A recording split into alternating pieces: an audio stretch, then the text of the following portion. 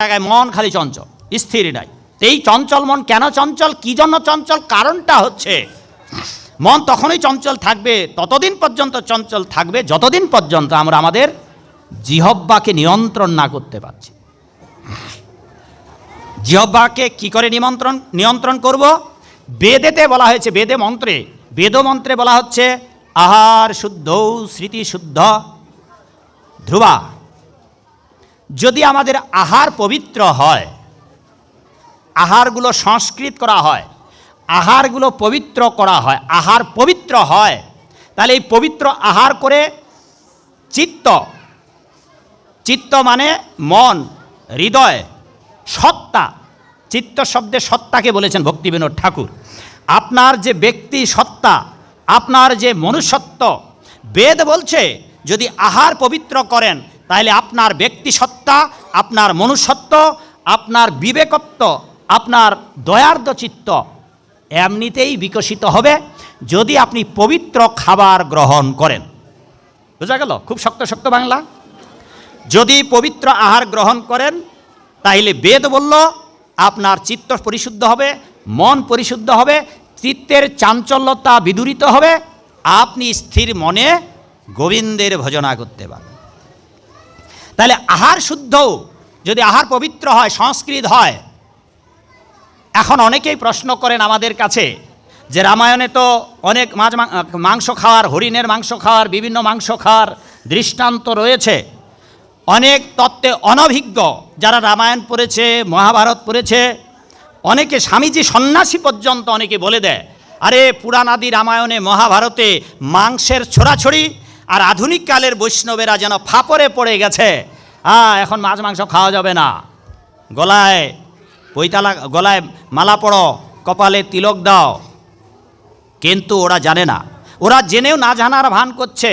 বেদে বলা হয়েছে যদি সংস্কৃত করতে পারেন, যদি পবিত্র করতে পারেন তবে মাংস খেতে পারেন। মাংস আপনারা খেতে পারবেন, জেনে নিন, আপনারা সবাই মাংস খেতে পারবেন। যদি বলেন যে দাপর যুগে খেয়েছিল, বলে হ্যাঁ খেয়েছিল, সত্য যুগে খেয়েছিল, দাপর যুগে খেয়েছিল, ত্রেতা যুগেও খেয়েছিল। এখন আপনি কি কলিযুগে খেতে পারবেন? মহাপ্রভু বললেন খেতে পারবেন। আর মহাপ্রভুর কথা বলে দিই আপনাদের, যদি জিয়াইতে পারো তবে মারে প্রাণী। যদি আপনি মারবার পর ওই প্রাণীকে জীবিত করতে পারেন, ঠিক আছে, আপনি মারেন। কিন্তু কলিতে সেই শক্তি নাহি মানবে, কলিতে সেই শক্তি নাহি ব্রাহ্মণে। এই কলিযুগের কোনো মানুষ মাংসকে পবিত্র করবার ক্ষমতা নেই। স্বয়ং মহাপ্রভু শ্রী চৈতন্য বলেছেন আগের দিনে মুনি ঋষিদের, ক্ষত্রিয় রাজাদের মাংস কী করে পবিত্র করতে হয় তাদের সেই পদ্ধতি জানা ছিল। তাই তারা মৃগায়নে গিয়ে মৃগ হত্যা করে যে মাংস রান্না করত, সেই মাংস যজ্ঞে আহুতি দিয়ে পবিত্র করত এবং বেদমন্ত্র উচ্চারণের মাধ্যমে পরিষ্কারভাবে মনুসংহিতায় বর্ণনা করা আছে, বেদেতে বর্ণনা করা আছে। মাংসকে সংস্কৃত করা হতো, পবিত্র করা হতো, মাংস পবিত্র হয়ে যেত মিষ্টান্নের মতো, পায়েসের মতো পুত পবিত্র হয়ে যেত। তখন তারা সেই মাংস খেত। মাংস খাওয়ার পরে যে জীব হত্যা হতো তাতে জীব হত্যা হতো না। যজ্ঞে যেহেতু ঋষিরা বলি দিত, ক্ষত্রিয় রাজারা বলি দিত, তাই যজ্ঞে বলি দেওয়ার আর মন্ত্রপুতক করায় পবিত্র হওয়ায় সে মুক্ত হয়ে স্বর্গে যেত। আর এখনকার দিনে পবিত্র করার বীর্যবতী মন্ত্র নেই, সেই মন্ত্র কাজ হবে না। এই জন্যে বেদশাস্ত্রে বলল আহার যদি পরিশুদ্ধ হয় তবে আপনারা ভগবানের ভক্ত হবেন, নচেত ভগবানের ভক্ত হতে পারবেন না। তো সুতরাং যদি কেউ আপনাদের প্রশ্ন করে আপনাদের পুরাণ আদি রামায়ণ মহাভারতে তো অনেক মাংস ছড়াছড়ি, উত্তরটা হচ্ছে হ্যাঁ মাংসের ছড়াছড়ি আপনিও খেতে পারবেন যদি আপনি পবিত্র করতে পারেন। আর মাংস খেলে আজকে জেনে নিন বাবা, মাংস খেলে মাংস খেলে একটা পাপ হবে, একটা পাপ হবে। যদি আপনারা ছাগলের মাংস খান, এখন অনেকে আপত্তি করেন, তার আগেই উত্তরটা দেই। যদি বলেন যে ভাগবত আসরে কেন বাবা মাছ মাংস রসুন পেঁয়াজ, এই ভাগবতেই বলে দেওয়া আছে মাংসের কথা, এই ভাগবতেই বর্ণনা দেওয়া আছে উত্তেজক খাদ্যের কথা, এগুলো আপনি খেতে পারবেন। স্বয়ং পরীক্ষিত মহারাজ তার রাজ্যে যখন তার তাতশ্রী যুধিষ্ঠিরের কি হয়, পরীক্ষিত বাবা মা পরীক্ষিত কি হয়? যুধিষ্ঠিরের কি হয় বাবা বলুন, কেউ বলুন। যুধিষ্ঠিরের কি হয় পরীক্ষিত মহারাজ? হ্যাঁ বাবা,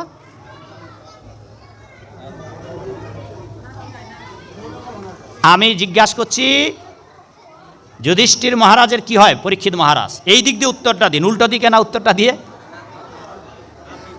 বাবা উল্টো দিক থেকে উত্তরটা দিচ্ছে, আপনারটা ঠিক আছে, উত্তর ঠিক আছে। দাদু হয়, কে দাদু হয়? পরীক্ষিত মহারাজ না যুধিষ্ঠির মহারাজ? যুধিষ্ঠির মহারাজের দৌহিত্র নাতি হচ্ছে পরীক্ষিত মহারাজ।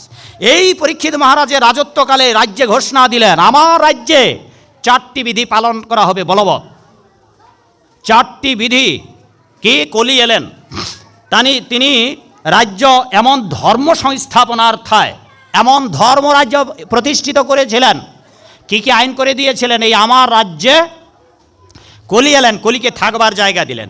এমন ধর্ম অনুশাসনে ধর্মরাজ্য প্রতিষ্ঠা করেছিলেন পরীক্ষিত মহারাজ, যেই রাজ্যে মাংসাহার মৎস্যাহার নিষিদ্ধ, যেই রাজ্যে অবৈধ সঙ্গ নিষিদ্ধ, যেই রাজ্যে নেশা নিষিদ্ধ, যেই রাজ্যে জুয়াতাস খেলা নিষিদ্ধ। কেন? জুয়াতাস খেলে তার দাদুমশাই বনবাসে গেলেন, রাজ্য হারালেন। সেই জন্য পরীক্ষিত মহারাজের কাছে যখন রাজ্যভার এলো, পরীক্ষিত মহারাজ দেশে কঠোরভাবে বিধি আইন ভক্তদের কাছে প্রচার করলেন।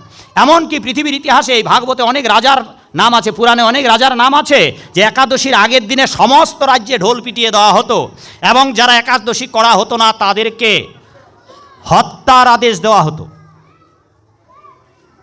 এবং যারা একাদশী করবে না তাদেরকে দণ্ড দেওয়া হতো। ঠিক একইভাবে যারা মৎস্য মাংস আদি আহার করবে তাদের কাছে কলি ভর করে থাকবে। এই পরীক্ষিত মহারাজ আদেশ দিয়েছিলেন 4 জায়গায়: আমিষ আহার, নেশা গ্রহণ, বিড়ি পান সিগারেট চাপ গাঁজা ভাং আফিম যত প্রকার নেশা, কলির আড্ডাখানা, মাছ মাংস কলির আড্ডাখানা, রসুন পেঁয়াজ মুসুরের ডাল। 3 নম্বর অবৈধ সঙ্গ, 4 নম্বর জুয়াতাস খেলা। এইটা ভাগবতের বর্ণনা, ভাগবতের বর্ণনা। হ্যাঁ বাবা, এই সংবাদ এসেছে আগেই, ধন্যবাদ। এইটা ভাগবতের বর্ণনা পরীক্ষিত মহারাজ। অনেকে যখন আমরা বলি পেঁয়াজ রসুনের কথা, অনেকে আমাদের কাছে প্রশ্ন করে আপনি ভাগবত পাঠ করেন, এমনকি এই প্রকাশ্য সভাতে পর্যন্ত আমার আলোচনার প্রতিবাদ করার সাহস করে অনেকে, যে আপনি ভাগবতের কথা বলেন। বিনীতভাবে অনুরোধ করি যে বাবা, ভাগবতের 18,000 শ্লোকের মধ্যে একটা শ্লোক বলুন তো। একটাও বলতে পারে না, অথচ বলে আপনি ভাগবতের কথা বলেন। আরে বাবা, যা বলছি একটাও ভাগবতের বাইরে নয়। শেষে তাদের আমাকে চ্যালেঞ্জ করতে বাধ্য হতে হয়। এইবার আমি যে বেদের কথা বলছি না ভাগবতের কথা বলছি না চৈতন্য চরিতামৃতের কথা বলছি, যারা পড়েনি তারা কি করে বুঝবে মাগো? সুতরাং বেদেতে বলা হচ্ছে, ভাগবতে বলা হচ্ছে এই জায়গাগুলো কলি।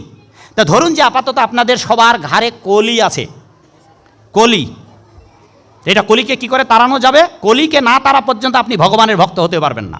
ভগবানের ভক্ত হতে পারবেন না, পারবেন না, পারবেন না। ভগবানকে ডাকতে পারবেন, জপ করতে পারবেন, মালা পরতে পারবেন, কিন্তু ভগবানের বিশুদ্ধ ভক্ত হতে হলে কলিকে তাড়াতে হবে। কি করে তাড়াবেন?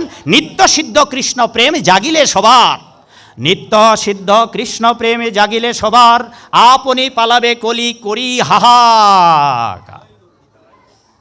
কি করে কলি খেদাবেন বাবা ঘাট থেকে?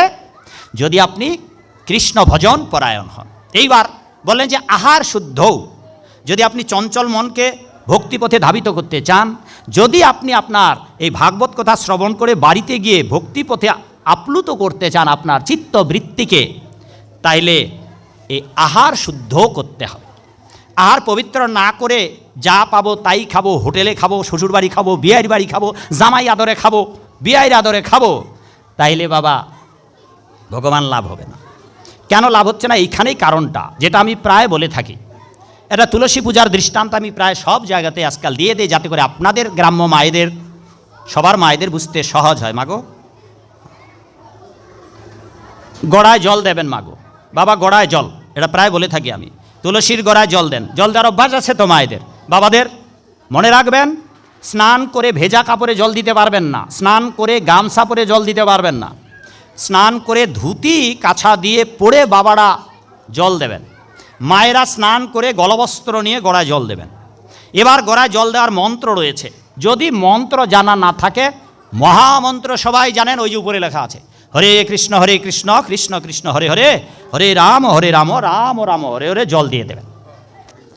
আর যদি মন্ত্র জানা থাকে গোবিন্দ বল্লভম দেবীম ভক্ত চৈতন্য কারিণীম, গড়াটা নরম হয়ে যাবে বাবা, বাবা গড়াটা নরম হয়ে যাবে, মাটিতে জল দিলে নরম হবে মা। এইবার জল দেওয়ার সাথে সাথে শিকড় বাকড় কি শক্ত হয়ে নিচে যাবে না, গাছটা মজবুত হবে না? তেমনি করে আপনার হৃদয়ে ভক্তির শেখর দৃঢ়ভাবে হবে যদি গোড়ায় জল দেন। এমনকি আপনি যদি পাষাণ হন, আপনি যদি কষায় নিষ্ঠুর হন, আপনার হৃদয়ে চিত্ত বিগলিত হবে গোড়ায় জল দিলে, গেল সব পাপ। 2 নম্বর, এবার এখান থেকে মৃত্তিকা ধারণ করুন, মাটি, গড়ার মাটি নিয়ে আপনি কপালে লেপন করুন। মাগো কপালে বাবা নয়তো মস্তকে ধারণ করুন। এই যতগুলো মৃত্তিকা বা কণিকা ধারণ করবেন আপনারা, পুরাণ শাস্ত্রে বলছে, অনেক পুরাণে 18খানা পুরাণের মধ্যে 12খানা পুরাণে, 12 পুরাণে এই তুলসীর মহিমা কীর্তিত হয়েছে। সেখানে বলা হয়েছে যে তুলসীর গোড়ার মাটি যদি আপনি জল দেবার পরে ধারণ করেন, তাইলে যত কণিকা মাটি আপনি অঙ্গে ধারণ করতে পারবেন, মস্তকে ধারণ করতে পারবেন, যত কণিকা, তত সহস্র বছর আপনি বৈকুণ্ঠেতে বসবাস করতে পারবেন। হরি বল।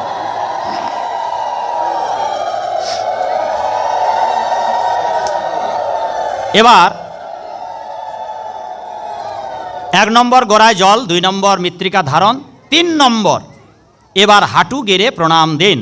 প্রণাম দেওয়া মন্ত্র বাবা তুমি জানো, বৃন্দায় তুলসীদেব বই শিখেছেন সন্তানকে? বাবা বলতে পারবা? পারবে? বৃন্দায় তুলসীদেব বই প্রিয়ায় ওই ভুলে গেছে, পারবে? দাঁড়াও দাঁড়াও, বলো তো, জোরে জোরে বলো, সবাই শুনুক। বৃন্দায় ওই কৃষ্ণ। কি নাম বাবা তোমার? অর্ক বাবু।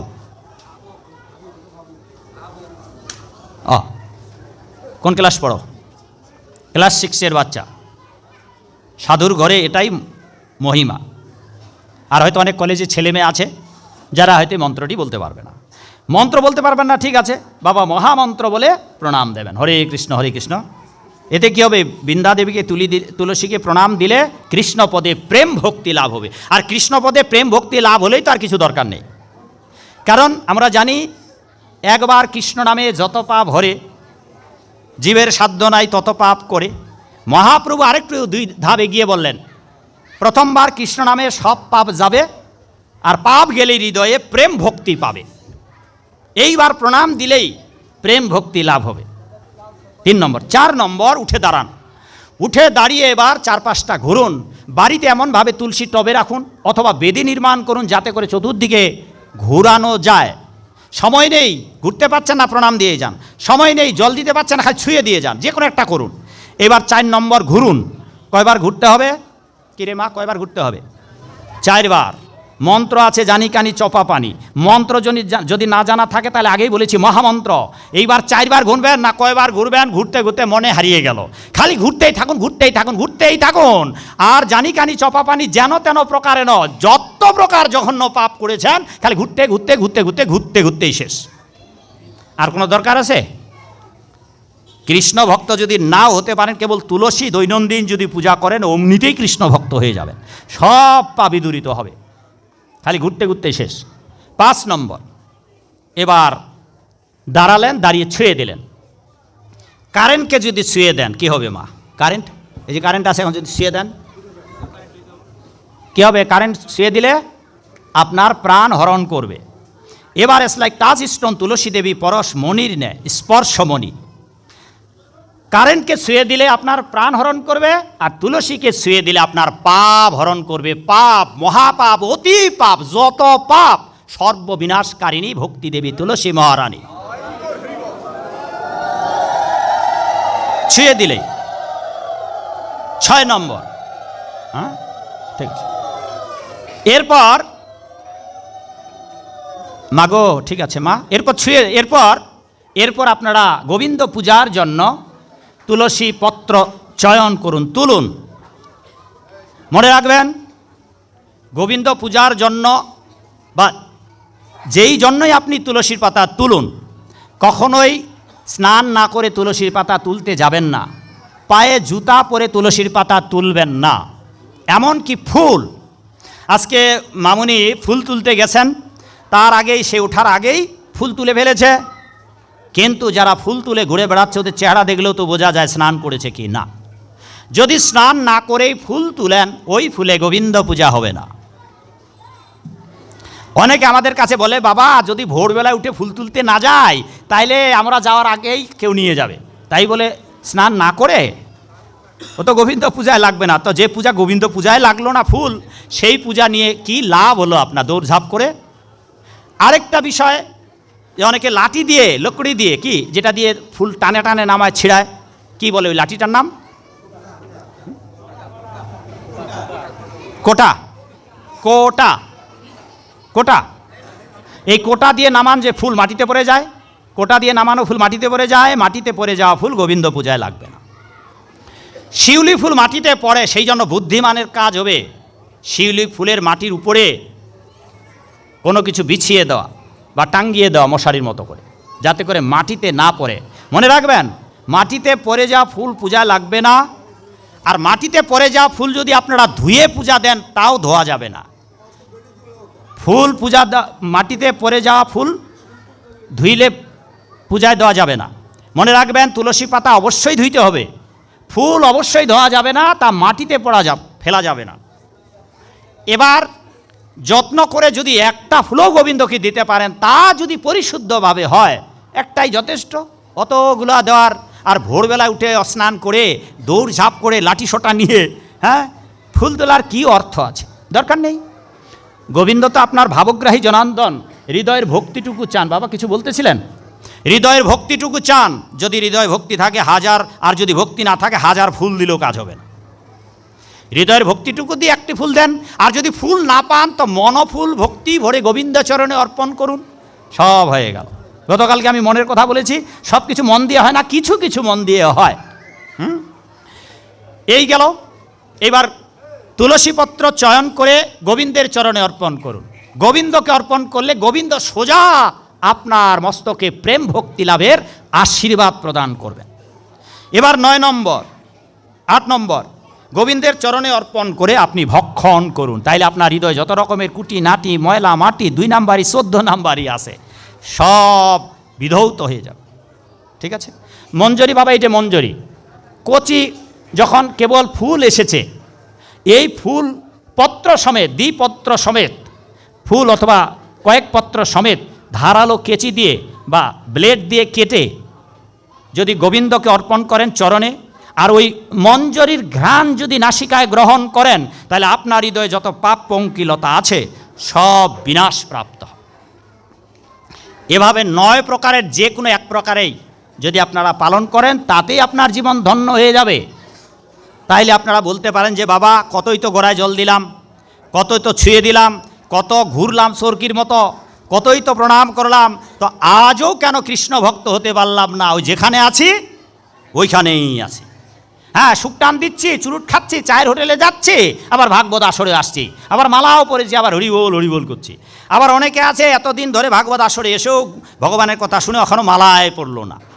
তার লাভটা কি হলো? খালি খাওয়া দাওয়া, আসা আর যাওয়া, হ্যাঁ, চাঁদা কালেকশন করা আর এই ঘুম জাগানো, কি লাভ হলো বাবা?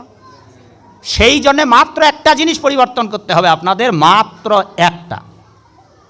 এতগুলো 9টার ভাবে একটা 9টা ভাবে যে কোনোভাবে পূজা করলেই তো আপনি ভগবানকে পেয়ে যাচ্ছেন বা পাপ থেকে বিনষ্ট হচ্ছে।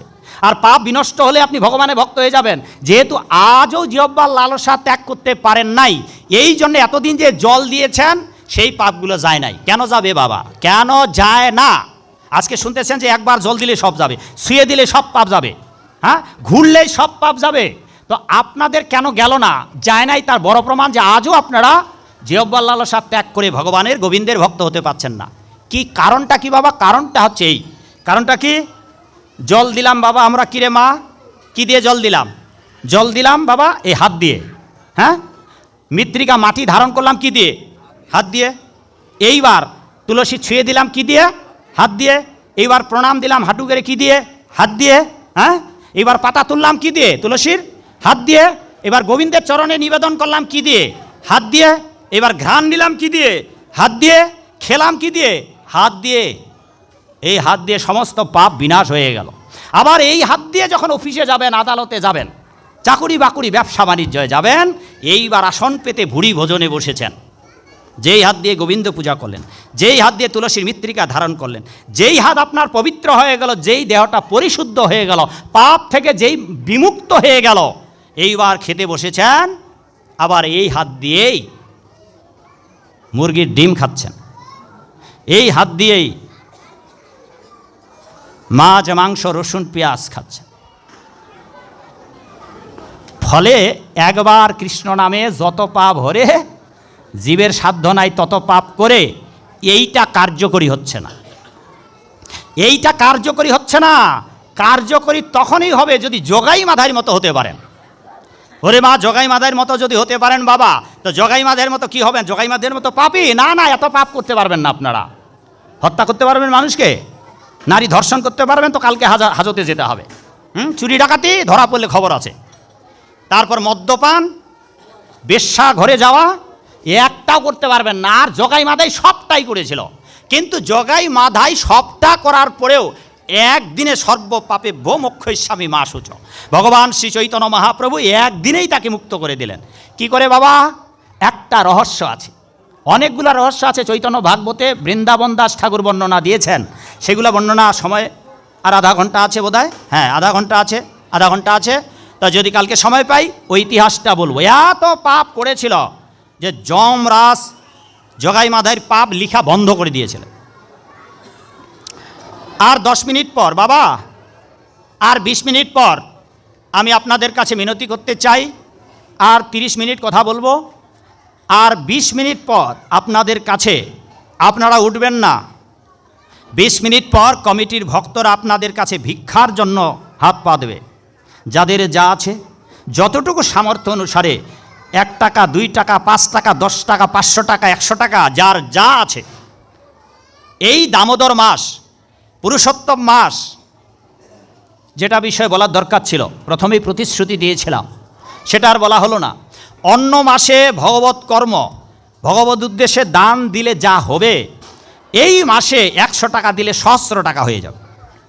এই মাসে, অন্য মাসে 16 মালা, 1 মালা জপ করলে যা হবে, এই পবিত্র দামোদর মাসে 1 মালা জপ করলে 1000 মালা জপের ফল লাভ করবেন। এই মাসের একাদশী পালন করলে 1000 একাদশী পালনের ফল লাভ করবেন। এই মাসে ভগবত কর্ম, ভগবত ভক্তদের দান, ভগবত ভক্তদের সাহায্য বা ভগবত ভক্তদের কিচ্ছু দেওয়ার নেই, আপনার কথা দিয়েও যদি সহযোগিতা করেন। এই মাসে ঝগড়া বিবাদ করবেন না, এই মাসে খারাপ চিন্তা করবেন না, তাইলে অনন্তকাল অজস্র ফল লাভ করবে। এ হচ্ছে এই মাসের একটি মহিমান্বিত গুণ। এই মাসে যদি 1 টুকরা বস্ত্র দান করেন, সহস্র বস্ত্র আপনি গোলক বৃন্দাবনে বৈকুণ্ঠে আপনি পাবেন। এই মাসে যদি 1 টাকা দান করেন, 1000 টাকা লাভ হয়ে যাবে আপনার। এই মাসে যদি 1 বার কৃষ্ণের নাম নেন, 1000 বার কৃষ্ণের নামের ফল প্রাপ্ত করবেন। এ হচ্ছে এই মাসের মহিমা। তাই কমিটির ভক্তরা যাবে, এখানে মন্দিরের উন্নয়ন কাজ হচ্ছে, কী কী যেন বাবু বললো, কী কী যেন কাজ চলতেছে আপনাদের এলাকার ভক্তদের, বাংলাদেশে, সারা পৃথিবীতে। এমনকি অনেকে আমাদের বলে যে আন্তর্জাতিক কৃষ্ণ ভাবনামৃত সংঘের কোটি কোটি টাকা, হ্যাঁ, হাজার কোটি কোটি টাকা আছে, ঠিক আছে, কিন্তু এই টাকাগুলো ভক্তদেরই দেওয়া। ওই সন্ন্যাসীরা, আমরা সাধুরা, যারা ব্রহ্মচারীরা, ওরা দিয়ে ইনকাম করে। আপনাদেরই টাকা, গৃহস্থ ভক্তদেরই টাকা।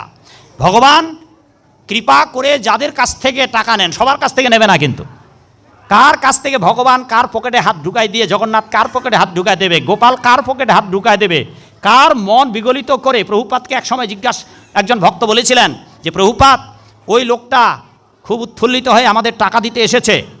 বলে না, ওই লোকটা উৎফুল্লিত হয়ে টাকা দিতে আসে নাই, ভগবান কৃষ্ণ উনাকে পাঠিয়ে দিয়েছে। সবই ভগবানের। অতএব যা যা দান দেবেন সেটা হৃদয় থেকে দেবেন, আর এটা অজস্র আপনাদের বৃদ্ধি হবে। ভক্তরা, আর 20 মিনিট পর আপনাদের কাছে ভিক্ষার পর্দা নিয়ে ভিক্ষার উত্তরীয় নিয়ে যাবেন। আপনারা যা যা সম্ভব হয় ততটুকু দান করবেন। বিশেষ করে এই দামোদর মাসে, অন্য মাসে তো দেবেনই, বিশেষ করে এই দামোদর মাসে আপনারা বেশি পরিমাণে দান করার চেষ্টা করবেন। তো যাকে আমরা সেই জায়গায় ফিরে যাই যে মন শুদ্ধ হচ্ছে না কেন আমরা গোবিন্দের ভক্ত হতে পারছি না? কারণটা হচ্ছে এই হাতটা আমরা নিয়ন্ত্রণ করতে পারছি না। যেদিন আপনারা আপনাদের ডান হাত নিয়ন্ত্রণ করতে পারবেন, মাগো, যেদিন আপনারা জিহ্বাটাকে নিয়ন্ত্রণ করতে পারবেন, ওই দিন আপনি খাঁটি হিন্দু হতে পারবেন, এবং ওই দিন থেকে আপনি একজন খাঁটি গোবিন্দের ভক্ত হয়ে গেল। ঠিক আছে, আর আমরা এই 10-15 মিনিট আমরা এই যে গতকালকে 2টা পরীক্ষার কথা বলেছিলাম, আজকে একটা পরীক্ষার কথা বলি, আগামীকালকে একটা পরীক্ষা বলে বিদায় নেব। গতকালকে বলেছিলাম গলে মালা, এবং আরেকটা পরীক্ষা কি বাবা? গলে মালা, আরেকটা একাদশী। গলের মালা মনে রাখবেন, 1 পেজ গলে মালা পরা যাবে না, 1-এর অধিক পরবেন। যাদের টাইট করে মালা পরতে লজ্জা লাগে তারা ঢোলা করে বক্ষমালা পরতে পারবেন। মনে রাখবেন 2 পেজ অথবা তার অধিক পরতে পারবেন, নয়তো গলায় যতগুলা ধরে ততগুলা পরতে পারবেন। এই গেল মালা পরার বিধি। যমরাজ ঘোষণা দিয়েছেন, যাদের গলে মালা আছে হে দূতগণ, তাদের বাড়ির উপর দিয়ে যাবে না, তাদের ছায়া ডিঙ্গাবে না, তাদেরকে জ্বলন্ত আগুনের ন্যায় পরিত্যাগ করবে। গতকালকে আমি মালা পরা আর একাদশীর উপরে ব্যাখ্যা দিয়েছিলাম। আজকে একাদশী বিষয়ে 2টো কথা বলি। 1, আগের দিন একাদশী করবেন না পরের দিন? সবাই পরের দিন করবেন, পড়া হয়ে করবেন। 2টাই শাস্ত্রে আছে, আগের দিনেও করার বিধি আছে, পরের দিনেও আছে। এটা পঞ্জিকাতেও আছে, একটা স্মার্তমত বা স্মার্তমত আর একটা গোস্বামী মত। আপনারা গোস্বামী মতে উপবাস করবেন, স্মার্ত মতে করবেন না। কারণ স্মার্ত মতে সত্যযুগে, ত্রেতা যুগে, দাপর যুগেতে অসুরেরাও উপবাস করত, অসুরেরাও দেবদেবী পূজা করত, অসুরেরাও যাগযজ্ঞ করত। তারা যেই নিয়মে যাগযজ্ঞ পূজা পার্বণ করত, ওই নিয়মটা জড় কর্মবাদী, ভোগবাদী, ওই নিয়মটা শুক্রাচার্য প্রবর্তিত, এবং ওই নিয়মটা পরবর্তীকালে পুরোহিত দর্পণে সংযোজন করেন আধুনিককালের কতিপয় ব্রাহ্মণ। এবং রঘুনন্দন ভট্টাচার্য সেই অসুরের মতাদর্শে তা রঘুনন্দন স্মৃতি প্রণয়ন করেন, যেইটা বাংলাদেশে মহাপ্রভুর আদর্শ পৌঁছার আগেই এই বাংলাদেশে পূর্ব বাংলায় প্রচার হয়। সেই জন্য রঘুনন্দন ভট্টাচার্যের প্রধানত হয়ে অধিকাংশ মানুষ অশাস্ত্রীয় নিয়ম নীতি পালন করেন। সেই জন্যে যদি আপনারা আগের দিনেই উপবাস করেন, আগের দিনে জন্মাষ্টমী করেন, আগের দিকে একাদশী করেন, স্মার্ত মতে করেন, এই উপবাস করার পরেও আপনাদের 3টা ক্ষতি হবে। যদি আপনারা স্মার্ত মতে উপবাস করবেন, আপনি কষ্ট করবেন, আপনি ফল আপনি পাবেন না, ফল নিয়ে নেবেন চুরি করে, তা আবার চুরি করে নিয়ে নেবে, আপনার ফল অপহরণ করে নেবে অসুরেরা। 1 নম্বর ক্ষতি। 2 নম্বর ক্ষতি, আপনি মানব হয়ে দানবের নিয়ম পালন করছেন, সেই জন্য পরজন্মে আর মানব হয়ে জন্মাতে পারবেন না, পরজন্মে আর মানবকুলে জন্ম নিতে পারবেন না। 3 নম্বর ক্ষতি, যেহেতু আপনি অসুরের নিয়মটা পালন করছেন, দেবতা এবং মানুষের নিয়ম পালন করছেন না, সেই জন্য পরজন্মে আপনি অসুর কুলে লোভিবে জনম। 3টা হবে ক্ষতি। সুতরাং এইটুকুই বলে রাখি যে একাদশী পালন করুন, গোস্বামী মতে করুন। তাহলে 1 নম্বর গলে মালা, এই পরীক্ষা আপনারা বহুজন পাস করেছেন। 2 নম্বর একাদশী। 3 নম্বর কলিযুগের যুগ ধর্ম, হরের নাম হরের নামইব কেবলম, কলৌ নাস্তেব গতিরন্যথা। এই কলিযুগ কেবল কৃষ্ণ নাম সার, অন্য কোনো ধর্ম করিলে নাহি হবে পার। অতএব সোনমিশ্র কলিযুগে নাহি তপযজ্ঞ, যেই জন কৃষ্ণ ভজে তার মহাভাগ্য। 3 নম্বর পরীক্ষা এই জপমালায় জপ। তাহলে বাবা বোঝা গেল তো? 1 নম্বর গলে মালা, 2 নম্বর একাদশী, 3 নম্বর জপমালায় জপ। আগামীকালকে আমরা 4 নম্বর পরীক্ষাটা দেব, যেটা সবার জন্য অত্যন্ত কঠিন, প্রায় সবার জন্য। আমার তো মনে হয় আগামীকালকে এই পরীক্ষা বোধহয় একজনও পাশ করতে পারবেন কিনা। পাশ করার জন্য প্রস্তুত হয়ে আসুন, যেন অন্তত এই অনুষ্ঠানে 3 দিন ধরে আলোচনার একজন অন্তত পাশ করতে পারেন, একজনও যেন পাশ করতে পারেন এই আলোচনায়, এই পরীক্ষায়। বাবা এখানে আছেন তো? কাদের গলায় মালা নাই? বাবা হাত তুলবেন একটু। কাদের গলায় মালা নেই? 1 জন 2 জন বা বেশ কয়েকজন আছেন বাবা। ধন্যবাদ যারা আপনারা মালা না থেকেও হাত তুলেছেন। মালা না থেকে আমি আপনাদের চরণে মিনতি করি, দয়া করে কেবল প্রথম যদি বলি হিন্দু বলে পরিচয় দেওয়ার জন্য 1, 2 নম্বর যদি বলি জীবনে যদি দুঃখ কষ্ট থেকে উত্তীর্ণ হতে চান 2, 3 নম্বর যদি শাস্ত্র মানেন, যদি পরকাল মানেন, তাহলে 3 নম্বর নরকে যাওয়ার জন্য। 4 নম্বর যদি এই পরম তত্ত্ব কথা, ভাগবত কথা, বেদের কথা মানেন, তাহলে 5 নম্বর হচ্ছে যাতে করে বেদনার জগতে আসতে না হয়, নরকে যেতে না হয়, সেই জন্য যাদের গলে মালা নাই, ভগবানের রাজ্যে ফিরে যাওয়ার জন্য অন্তত প্রথম পরীক্ষাটা পাশ করুন, আপনারা গলে মালা পড়ুন। এই মালাগুলো স্বল্প মূল্যে দেওয়া হচ্ছে, মাত্র 60 টাকায়। আমি মন্দিরে গেলে আমি নেব আপনাদের কাছে এই মালা 100 টাকা বা 80 টাকা, 100 টাকার নিচে দেবে না মালা। সুতরাং আপনাদের এলাকায় অনেক গরিব মানুষ আছে, ভ্যান চালক আছে, রিক্সা চালক আছে, তারা যেন সবাই নিতে পারে, সেই জন্য এইগুলো আমি কম দেওয়ার চেষ্টা করি, সামান্য একটু কিছু যাতায়াত ভাড়াটা রেখে, কারণ এগুলো তো মায়াপুর বৃন্দাবন থেকে আনতে হয়। তো সেই জন্য আপনাদের যাদের গলে মালা নাই, মাগো, মালা পরার জন্য কোনো বিধিনিষেধ পালন করতে হবে না, মালা পরার জন্য গুরু করতে হবে না, মালা করার জন্য মন্ত্র পাঠ করতে হবে না। যে কেউ এগুলো ভগবানকে উৎসর্গ করা আছে, কেবল গলে ধারণ করলেই হবে। তবে গলে যে মালা পরবেন, যদি প্রতিজ্ঞাটা এইরকম হয় তুলসী দেবীর কাছে, হে তুলসী মাতা, হে ভক্তি প্রদায়িনী, তোমাকে আমি কণ্ঠে ধারণ করেছি, তুমি কৃষ্ণ পদে প্রেম ভক্তি দান করো, তাইলে যদি তুলসী দেবীর কৃপায় একদিন আপনার হৃদয়ে ভক্তি জাগরুক হয় এই তুলসী দেবীর, ঠিক আছে? কাজে আপনারা গলে তুলসীর মালা পড়ুন। এখানে প্রশ্ন এসেছে, তাহলে 1 নম্বর গলে মালা, 2 নম্বর একাদশী, 3 নম্বর হরের নাম, হরের নাম, হরের নামইব কেবলম, কলৌ নাস্তেব নাস্তেব গতির অন্যথা, জপমালায় জপ। 4 নম্বর পরীক্ষাটা আমরা কালকে দেব। দীক্ষা এবং শিক্ষা মন্ত্র গ্রহণ করা ব্যক্তি শ্রাদ্ধ ক্রিয়া কার্যের ভোজন ক্রিয়ার ভোজন করিতে পারিবে কি? দীক্ষা শিক্ষা মন্ত্র গ্রহণ করা ব্যক্তি, প্রশ্নটাই ভুল হয়ে গেছে। না, এরকমটা না, ভুলটা আরেক জায়গায়। প্রশ্নটা ঠিক আছে, করাটাও ঠিক আছে, কিন্তু জানাটা ভুল। কি? দীক্ষা মন্ত্র ঠিক আছে, শিক্ষা মন্ত্র নেই। আপনারা জেনে নিন, শিক্ষা বলতে কোনো মন্ত্র নেই, দীক্ষা মন্ত্র আছে। শিক্ষা বলতে প্রশিক্ষণ নেওয়া। আমাদের সমাজে মন্ত্র কোনটা আগে নেয় বাবা, দীক্ষা না শিক্ষা? আপনাদের এলাকায় দীক্ষা আগে নেয়। এইটা অনাবাদী জমিতে বীজ বপন করার মতো। কোনো কৃষক জমি চাষাবাদ না করে বীজ ফেলায়, এটা জাগতিক উদাহরণ দিচ্ছি যেন বুঝতে পারে। তেমনি করে শিক্ষা আগে, প্রশিক্ষণ নিতে হবে আগে। আচ্ছা বাবা, যদি আপনি নদীতে সাঁতার না দিতে পারেন, তবে কি সোজা মাঝখানে গিয়ে ঝাঁপ দেবেন, না আগে সাঁতার শিখবেন তারপর ঝাঁপ দেবেন? কোনটা? আগে সাঁতার শিখবেন, তারপর নদীতে ঝাঁপ দেবেন বা পুকুরে ঝাঁপ দেবেন, তারপর তো সাঁতার কাটতে পারবেন। আপনি কিচ্ছু জানলেন না ধর্ম বিষয়ে, সব খাওয়া দাওয়ার বাজ বিচার নেই, হতভাগা গুরু, আপনারও কপাল মন্দ, এসে আপনাকে মন্ত্র দান করলো। অনাবাদী জমিতে বীজ বপন করলে যেমন বীজ নষ্ট হয়ে যাবে, এটা গুরু নিন্দা নয়। আমরা আপনাদের থেকে ভালো করে জানি গুরু নিন্দা করা যাবে না, গুরু নিন্দুকের মুখ দেখা যাবে না, যথায় গুরু নিন্দা হবে তথায় স্থান পরিত্যাগ করবে, নাইলে গুরু নিন্দার শ্রবণ যদি করো কানে তপ্ত ঘৃত ঢেলে মরবে। এইটা গুরু নিন্দা নয়। যথার্থ গুরু যারা, তাদেরকে ত্যাগ করা যাবে না। কিন্তু কারো গুরু যদি মাছ খাওয়া, মাংস খাওয়া, এইটা আপনাদের জন্য বিপজ্জনক উত্তর। সেই উত্তরে যাব না, আপনারা কষ্ট পাবেন। আপনারা অধিকাংশ মানুষ, বাবা মাছ সেবা করেন, মাছ সেবা হয়, মাছ সেবা করেন বাবা? আপনি বাবা, আপনি মাছ খান না? সাধু বাবা, মাছ খান? মাঝে মাঝে খান না? খান না, একেবারেই খান না? মাঝে মাঝে খায়? না, মাঝে মাঝে খেলে হবে না, তাহলে জান নষ্ট করার দরকার কি? কোনো নারী যদি বলে আমি সতী নারী, কিন্তু মাঝে মাঝে পরপুরুষের সঙ্গ করি, তাহলে কি সতীত্ব থাকবে?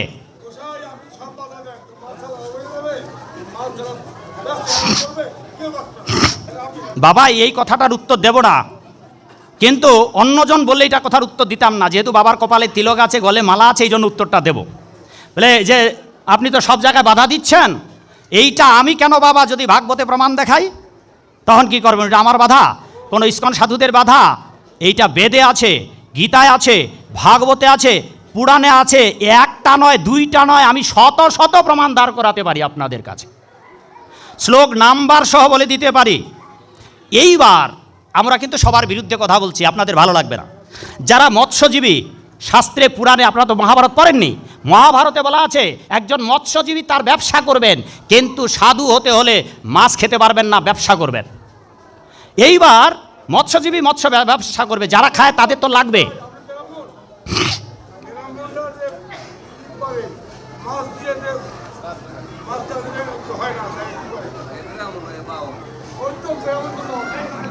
বাবা এগুলো এখন দরকার নেই, আমাকে কথা বলতে দেন। আমি যাব না আপনাদের, আমি যাব না। এই জন্যই তো গড়ায় বলেছি যে আপনাদের শুনবার হৃদয় নেই, গোলমাল হয়ে যাবে, কারণ আপনারা সবাই পণ্ডিত, সবাই স্বশিক্ষিত পণ্ডিত, কিন্তু অন্যজনের কাছে মূর্খ। যেমন আমাকে যদি কোনো কৃষক বলে যে ধান রোপণ কোন মাসে করতে হবে, আমি বলতে পারবো ভুট্টা কখন লাগাতে হবে? একজন ডাক্তার বলতে পারবে? আমরা নিজের শিক্ষায় বিদ্বান, কিন্তু পরশিক্ষা আমরা সবাই মূর্খ। কিন্তু ভাগবত আসরে অন্তত 2 অক্ষর হলেও তো বেশি জানি বাবা। সেই জন্যে আমরা যা বলছি এটাই ফাইনাল। আমি বাবার ওইটুকু কথার উত্তর দিতে চাই যে এই যে মাছ টাছ বিক্রি হচ্ছে বাজারে, সবার তো ভাগ্য হবে না, যাদের দুর্ভাগা তারা খাবে। আর আমরা তো আপনার গলা টিপে ধরছি না যে কালকে খাওয়া বাদ দিন। আর আমরা আপনার গলা টিপে ধরার কে? আদা খাবে যে ঝাল বুঝবে সে। কারেন্টে যদি হাত দেন মরবে কি প্রতিবেশী না আপনি? পাপ করবেন আপনি, তার জন্য জবাব আপনাকেই দিতে হবে। আমরা ভালোটাও বলছি, খারাপটাও বলে দিচ্ছি। মালা পড়লে এই হবে, না পড়লে এই হবে, গতকালকে আমি বলে দিয়েছি। সুতরাং মাছ খেলে এই হবে, না খেলে নরকে যাবে। এখন কেউ যদি বলে যে আমরা জগতে তো সবাই মাছ খাচ্ছে, বলে সবাই নরকে যাবে। আর এইটা ইস্কনের সাধুদের কথা নয়, এইটা কোনো টিকিধারী বৈরাগীদের কথা নয়, এইটা আপনাদের ভাগবতের কথা, যেই ভাগবতের অনুষ্ঠানের আপনারা আয়োজন করেছেন। সুতরাং শিক্ষা মন্ত্র বলতে কোনো মন্ত্র নেই, দীক্ষা বলতে মন্ত্র আছে। তাই আগে প্রশিক্ষণ নিতে হবে। যেমন ওই বাবা ক্লিয়ার বলতে পারছে না মাছ খায় কি না। গুরুর দায়িত্ব হচ্ছে শিষ্যকে প্রশিক্ষিত করে মাছ খাওয়া বন্ধ করে দেওয়া। গুরুর দায়িত্ব হচ্ছে যদি চা খায় চা খাওয়া বন্ধ করে দেওয়া। গুরুর দায়িত্ব হচ্ছে যদি পান সুপারি খায়, ভাগবত বলে দিচ্ছে বর্জয়েত, ওগুলা বর্জন করতে হবে, নইলে ভাগবত পাবেন না, ভগবান পাবেন না। স্বয়ং পরীক্ষিত মহারাজ বলে দিয়েছে। তা আপনি যদি পরীক্ষিত মহারাজের আদেশ না মানেন, যুধিষ্ঠির মহারাজের আদেশ না মানেন, ভগবান কৃষ্ণের আদেশ না মানেন, তো বাবা বিনীতভাবে বলতে পারি তাইলে ভাগবত আয়োজনের উদ্দেশ্যটা কি? বাদ দেন ভাগবত আয়োজন, সব বাদ দেন, যার যার মতো করে খান আর করতেই থাকেন সংসারের ভরণ পোষণ। তাইলে তার আমাদের পাঠ করার দরকার নেই, আপনাদেরও পাঠের আয়োজন করার দরকার নেই। এরকম হয় না বিষয়টা? তো বিষয়টা এরকম নয় বাবা। যাদের ভাগ্য আছে, আমাদের ভক্তিতে আপনারা ভক্ত হতে পারবেন না যদি নিজের সৌভাগ্য না থাকে। ইতিমধ্যে ভক্তরা গিয়েছেন, দয়া করে আপনারা ভিক্ষা প্রদান করুন। যদি আপনাদের যদি আপনাদের ভাগ্য না থাকে তবে ভগবানের ভক্ত হতে পারবেন না। আমাদের বক্তৃতা শুনে আপনারা ভগবানের ভক্ত হতে পারবেন না। যদি আমাদের বক্তৃতা শুনে সবাই ভক্ত হয়ে যেত, তবে 35 বছর ধরে এই হাজার হাজার গ্রাম বাংলায় লাখো লাখো কোটি কোটি মানুষের কাছে আমি বক্তৃতা দিয়েছি, তবে তো সবাই ভক্ত হয়ে যেত। নিজের কপাল মন্দ, চাইলেও হতে পারবেন না, আর যারা হতে পারবেন তারা মহাভাগ্যবান। ঠিক আছে? নিতাই গৌর প্রেমানন্দে, হরি হরি বল, হরি বল।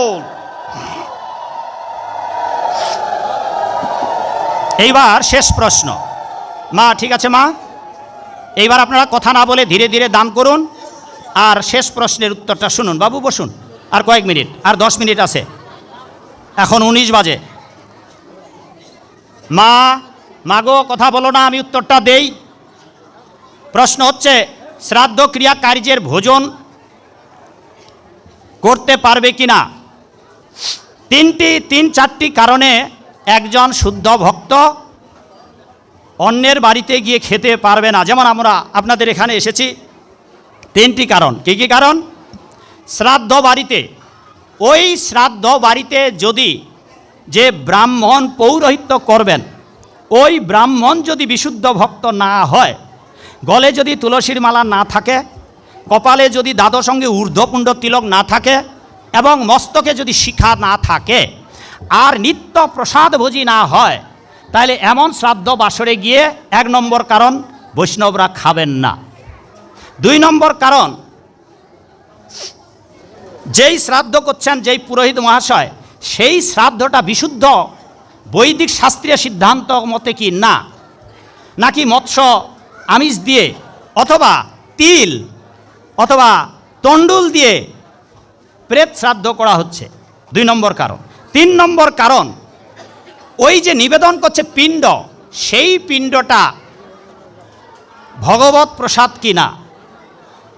আর ভগবত প্রসাদ যদি হয় তাহলে খাওয়া যাবে। এমনকি যদি ওই অসৎ ব্রাহ্মণ হয় পুরোহিত, তাহলে তোর ভগবত প্রসাদেই হবে না। সেই জন্যে 3-4টা কারণে দীক্ষিত নিত্যপ্রসাদ ভক্তি, নিত্যপ্রসাদ ভোজি ভক্ত এই সমস্ত বাড়িতে যান না। যাওয়ায় আপত্তি নেই, খান না। যদি আমরাও যাব আপনার বাড়িতে শ্রাদ্ধ খাওয়ার জন্য, আমরা যাব ইস্কনে, সাধুরা আপনার বাড়িতে যাবে, যদি শ্রাদ্ধটা যথার্থ ব্রাহ্মণ দিয়ে হয়, যথার্থ সাত্ত্বিক মতে হয় এবং গোবিন্দকে ভোগ নিবেদন করে যদি প্রসাদ দেওয়া হয়, তাহলে আপনার বাড়ির সব মাদারীপুরে যত বাড়ি আছে আমাদের নিমন্ত্রণ করবেন, আমরা আপনাদের বাড়িতে শ্রাদ্ধ খেয়ে আসব। হলো? এই হচ্ছে বাবা। আর জেনে রাখুন, দীক্ষা মন্ত্র আগে নয়, আগে শিক্ষা, আগে প্রশিক্ষণ নিতে হবে, তারপর যথার্থ গুরুর কাজ হচ্ছে দীক্ষা দেওয়া। সবাই ভালো থাকবেন। আর যদি কোনো প্রশ্ন থাকে কালকে তাহলে লিখে নিয়ে আসবেন।